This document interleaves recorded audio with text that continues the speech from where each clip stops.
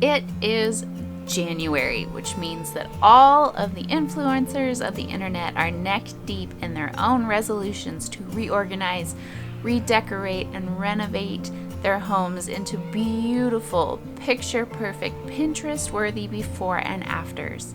Sometimes this is inspiring and motivating and the great communal shove in the right direction that we all need.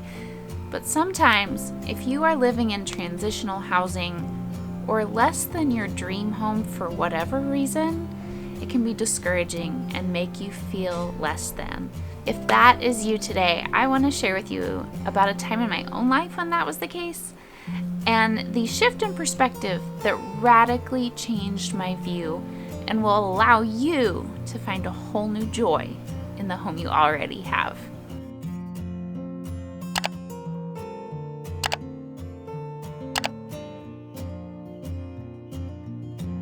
Well, welcome if you are new here, and welcome back if you've been around for a while. My name is Katie. I'm a mom of 8, and I know that sometimes life is a lot of hard work. But I truly believe that you are worth your own hard work, and I would love to encourage you on the way. I would love for you to hit that subscribe button and stick around so that I can continue to get to know you. All right, so about 12 years ago, my husband and I were in the process of starting our own company, and I say we loosely. It was mostly my husband. My job was just to sort of hold things down in the meantime, but we were in the process of starting a brand new company from the ground up, like literally friends calling and saying, hey, I heard you're kind of doing some computer work, and just taking anything we could at the time, trying to get that off the ground. And really, in that stage of life, all of our time and money and effort was going in to that business, and the rest of life was knowingly pretty lean through that transition. During this time, right after our oldest son was born, we got a great deal on an apartment. Now, it was an older build, and we actually got a good deal on it in part because they were beginning to renovate all the apartments, and we agreed to put our renovation on the back burner in the scheme of this complex in order to pay lower rent. The finishes were all outdated. The cabinets were peeling. The ceilings were really low. The carpet was in not fantastic shape. But it was big enough for our little growing family, and it allowed us to continue pouring into my husband's business without paying an arm and a leg in rent. Now, when we moved in there, we didn't know how long we would be there, or what we would end up doing, or if we would move somewhere else. And because it was sort of dark, there wasn't a lot of natural sunlight, I had never really fully settled into this home. We had just sort of like moved our stuff in, set things down enough to be functional, and really focused on the rest of life. But shortly after this, we started hosting our small group Bible study through our church for other young married couples. And the first night, all the people who had signed up to be in our group came to our apartment and were sitting around all of our hand-me-down furniture. And I remember as we did introductions, we went around the room, and everybody's story was, well, we've been married for a year or two or so. We got married and we bought a house in this local affluent suburb where our church is located. We bought a house in this suburb. And the next couple, well, we got married and got a job here, so we bought a house in said affluent suburb. And it was the same story all the way around the circle. And I remember just having this sinking feeling in my gut that all of these people live in these brand new build, new construction subdivisions with their community pools and everything, and they're all sitting around my drab, dark little apartment on my hand-me-down furniture. And it really planted this seed of insecurity and embarrassment, and I remember just being mortified. Honestly, was like, oh my goodness, they're all sitting around my ratty little apartment when they live in these big, beautiful new construction homes right down the road. And the truth is, we had done things backwards, per se, compared to a lot of our society. Instead of graduating from college and getting a good job and dating and getting married and buying your starter home before you begin a family, we had moved across the country, gotten married really young, started a business from scratch, had our first baby, and we were nowhere near the starter home because we were building a starter business. When we did things backwards, we didn't have the same results to show for it. Now, that doesn't make that bad. In fact, we were proud of the things that we had been doing, but in that moment, I was really embarrassed. So in the midst of all of this, right around this stage of our lives, we were given a couple of really cool opportunities to travel. John and I, along with 11-month-old Gavrel, flew to Hong Kong to help facilitate a conference. Now, we had tried to move to Hong Kong while I was pregnant with Gavrel, and that door had just very firmly closed. But we love Hong Kong. My husband has a long family history there.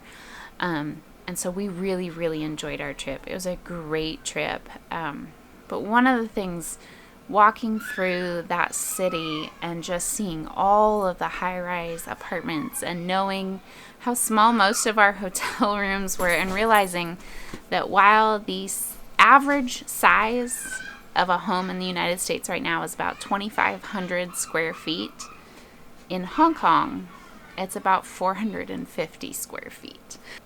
Just looking at all of the creative ways that people made their homes and used their space efficiently, and how in that kind of setting people really make the entire city their home, not just their individual dwelling. And it really made me stop and think about it.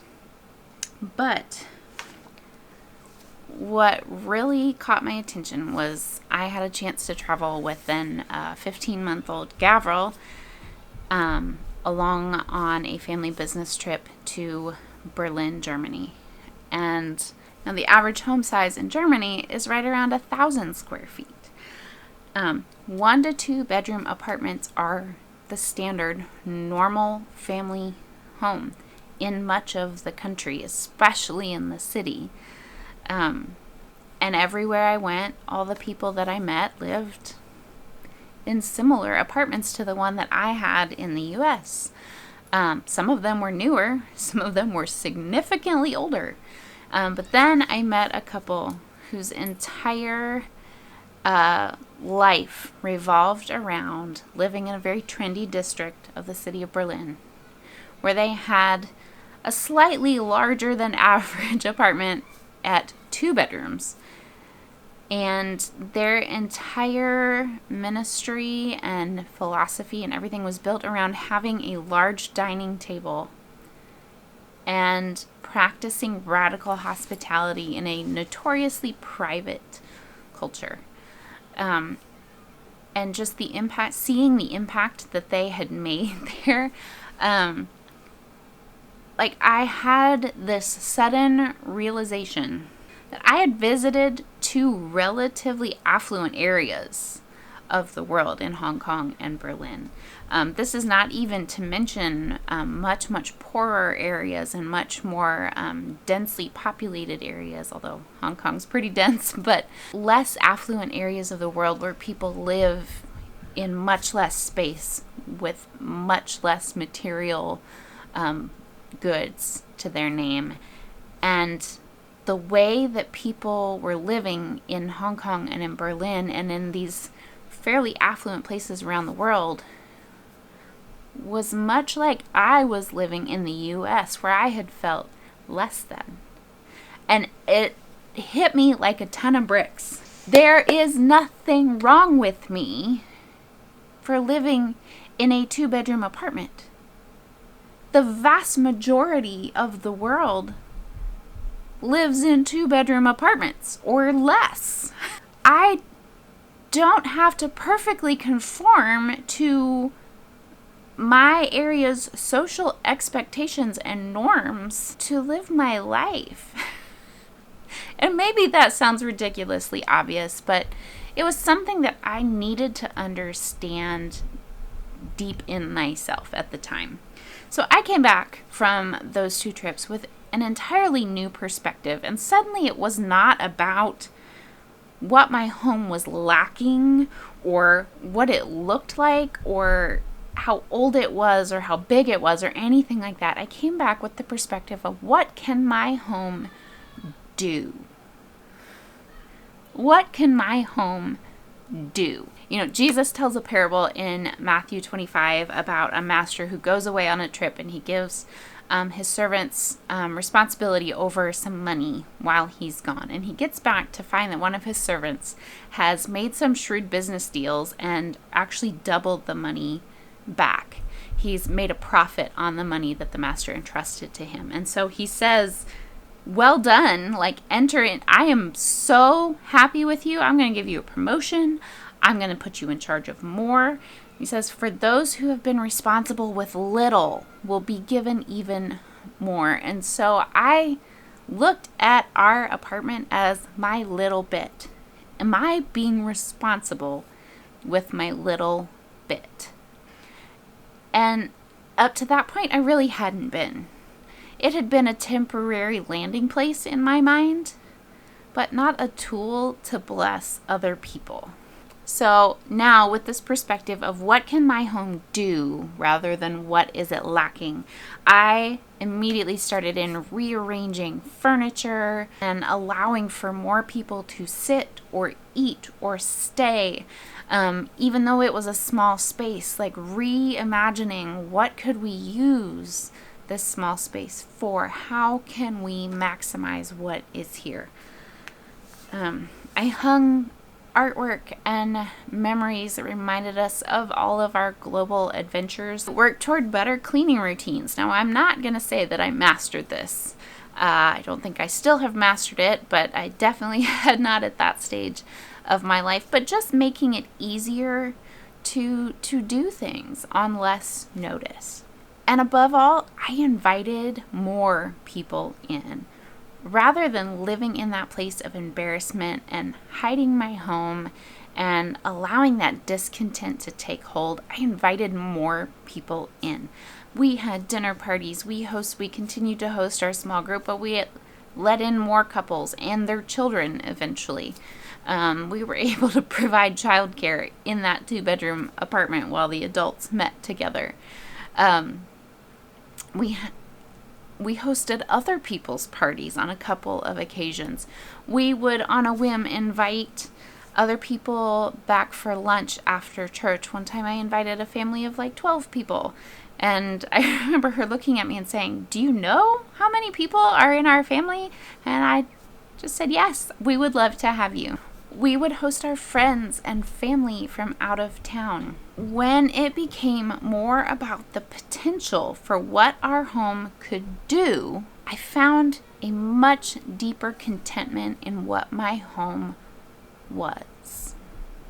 And so today, if you are in this place where you are discontent or struggling with what your home is, I want to give you permission to shift your perspective to what your home can do. What creative solutions can you use to utilize the home that you have? How can you show people around you love with your home? How can you, starting right now, be faithful with your little bit that you have been given? Because here's the truth, it doesn't matter if your home is picture perfect, Pinterest worthy. What truly has lasting worth is what you do with your home. And if you can make that shift in your perspective from what your home is to what your home can do, you will find a whole new level of joy in the home that you already have. I love you guys. I'm so glad that you are here today. If you have not seen my giveaway on Tuesday's video, I have a couple of books that I would love to give away to a couple of you, so be sure to check that video out. But I hope you have a great weekend. I'm so thankful for you. We'll see you later. Bye.